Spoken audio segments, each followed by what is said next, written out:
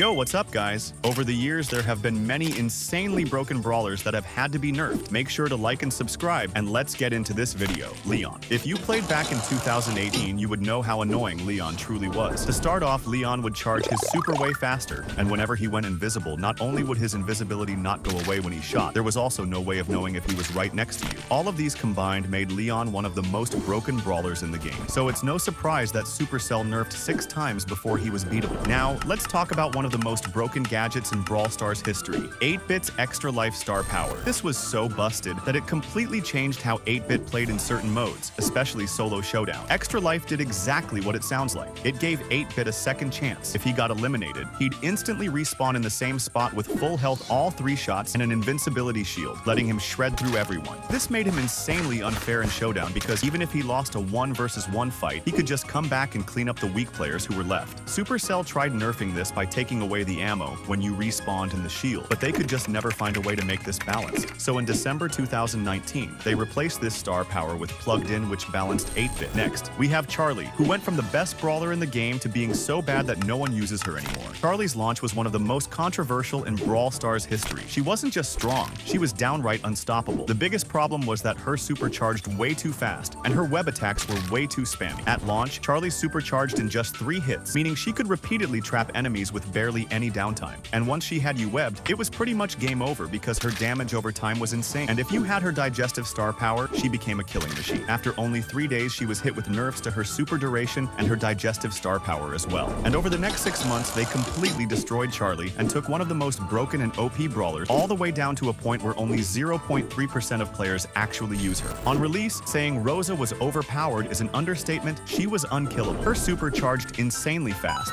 meaning she could cycle it over and over. And once activated, it lasted a ridiculous 6 seconds while giving her 80% damage reduction. This meant that even brawlers with high burst damage like Shelly or Bull could barely scratch her. She could rush down entire teams, tank turrets, and even walk through mines without breaking a sweat. She became a nightmare to deal with in every mode, especially in Brawl Ball, where she could just walk the ball in without worrying about getting eliminated. Supercell saw how insanely broken she was, and in just 4 days, she already received some pretty crazy nerfs. And after about a month, Rosa went from the most broken brawler in the game to being barely used by anyone. Sandy on release was insanely strong and easily one of the most overpowered controllers in the game. His super only took 5 hits to charge, and once activated, it lasted for a ridiculous 12 seconds. That meant once you got your first super, you could chain it non-stop, keeping your entire team invisible for the entire match. This was completely broken, especially in 3 versus 3 modes like Gem Grab and Brawl Ball, where enemies had no way of knowing where your team was coming from. You could control the entire map with invisibility, making it almost impossible for the enemy team to push forward without getting ambushed. Supercell had no choice but to nerf him by making his super last only 9 seconds and other nerfs to his star power and health. Surge used to be one of the strongest brawlers in the game, and a big part of that was his teleport gadget and his old star power. Before the rework, to the max guaranteed that Surge's main attack would always split, even if it didn't hit a target. This gave him insane control, allowing him to pressure enemies from a distance and easily hit multiple targets without having to aim perfectly. Combine that with his teleport gadget, and Surge could close the gaps between the squishy brawlers and easily get kills. Supercell quickly realized how oppressive this was and nerfed him by changing his star power to where it only splits on walls and completely removed the teleport gadget. Kit was an absolute monster on release, dominating Solo Showdown and nearly every other game mode. First, Kit had Leon's super, but as a gadget. This meant that instead of having to charge up invisibility, Kit could go invisible on demand, making it nearly impossible to track or predict their movement. This allowed Kit to escape fights, ambush enemies, or steal kills with ease. But what really pushed Kit over the edge was the supercharged scaling with power cubes in Showdown. The more cubes Kit had, the faster they're supercharged, meaning that in the late game, Kit could constantly spam supers and dash all over the map, making them almost unkillable. On top of that, when Kit jumped on enemies, not only could he chain supers easily, he also wouldn't take any damage while on enemies, making him one of the most broken brawlers out.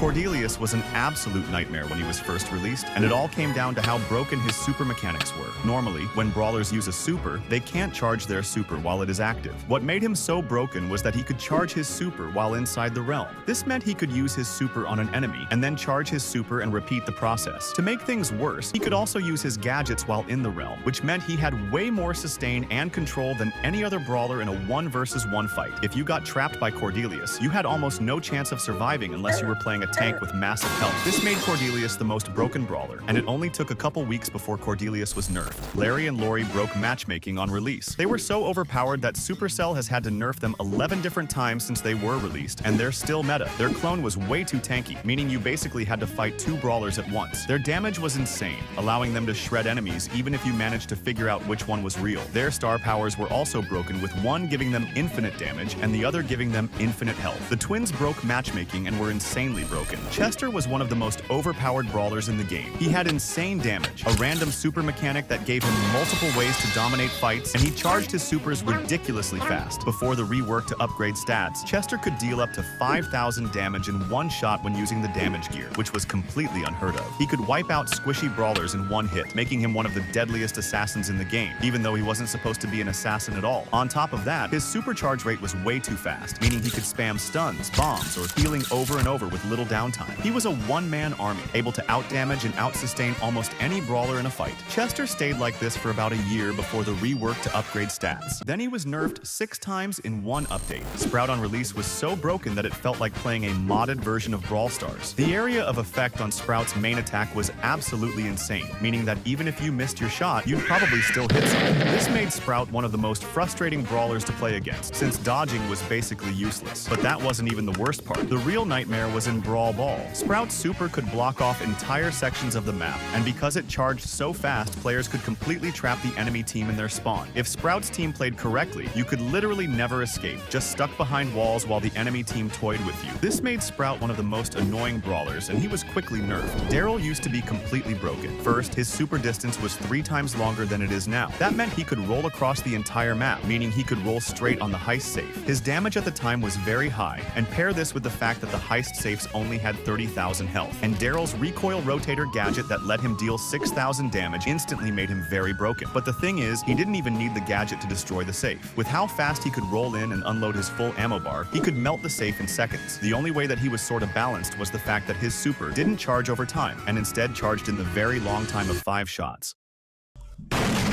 There were almost no counters to this strategy, making Daryl one of the most broken heist brawlers ever. Supercell then nerfed him so hard that he became useless in every game mode, besides heist. But thankfully, in the SpongeBob update, he got a rework that sent him straight back up to the S tier. Piper used to be one of the most overpowered long-range brawlers in Brawl Stars. At the time, only Brock and Rico could outrange her, and because of Piper's damage scaling, she was one of the safest brawlers to play. Her super was incredibly easy to charge, meaning players weren't even using it to escape fights. They were using it offensively. Back then, her super did way more damage, so instead of just using it to reposition, Piper would jump into enemies, drop bombs, and completely destroy them. Mo on release was one of the most broken brawlers ever added to Brawl Stars. His damage was absurdly high, his attacks were way too easy to hit, and his super knockback was ridiculous. His super charged insanely fast and dealt an unheard of amount of damage. If left unchecked, Mo could deal 100,000 damage in just 11 seconds, which was something no other brawler had ever come close to. This made him a 5-star brawler in every single game mode, but what really made him overpowered was his double knockback combo. With his super and his gadget, Mo could completely prevent brawlers from using their own supers. If you were facing Mo, you basically had no chance to fight back, as he would just keep pushing you away while dealing insane damage. For some reason, Supercell actually buffed him, and then hit him with a lot of nerfs, which puts him in the D tier for most people. Kenji was one of the easiest and most overpowered brawlers on release. His super was way too powerful, allowing him to quickly close the gap on enemies and deal massive damage with almost no risk. It was fast, easy to land,